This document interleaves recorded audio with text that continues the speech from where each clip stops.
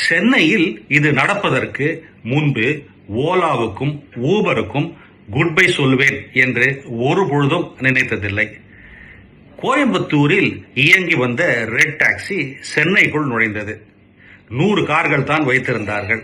ஆனாலும் வேறுபாடு தெளிவாக தெரிந்தது.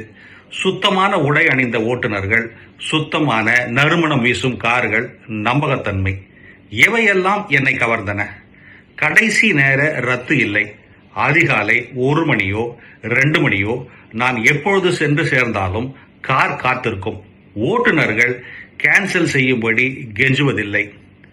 ரத்து கேன்சல் செய்துவிட்டால் அவர்கள் இன்னும் அக்கறை காட்டுவார்கள். நான் பயணத்தை கேன்சல் செய்தால் அவர்கள் அழைத்து எனக்கு எந்த பிரச்சனையும் இல்லை என்பதை உறுதி செய்கிறார்கள். Actually they call to check if I am okay.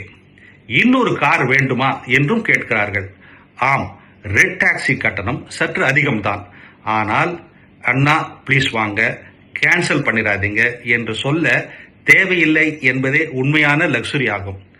வாடிக்கையாளர் சேவையும் சந்தை பாடங்களும் நாணயம், அதாவது ரிலையபிலிட்டி, வாய்மை தவறாமை, லாயல்ட்டி உருவாக்குகிறது.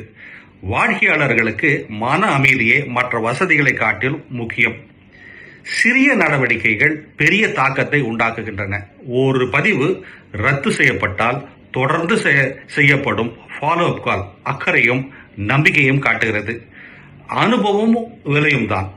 விலை குறைவாக இருப்பதே உதவும் என்றாலும் தொடர்ந்து நன்றாக சேவை செய்வதால் மக்கள் எளிதாக இதற்கு மாறிவிடுகிறார்கள். பிராண்டிங் அடிப்படையில் ஆரம்பிக்கிறது. சுத்தமான கார்கள், மரியாதையான ஓட்டுநர்கள், எல்லாவற்றுக்கும் மேலாக இன்னொரு முனையில், அதாவது மறுமுனையில் மனிதரே இருக்கிறார் என்ற ஹியூமன் டச், இவையே திடமான மார்க்கெட்டிங்குக்கு உதவுகின்றன. சோரவ் ஜெயின் ரெட் டாக்ஸி பற்றி தன் கருத்தை இவ்வாறு பதிவு செய்கிறார். இது போன்ற சிந்தனைகளுக்கு தமிழ் பூமர் அபிஷியல் சேனலை சப்ஸ்கிரைப் செய்யுங்கள்.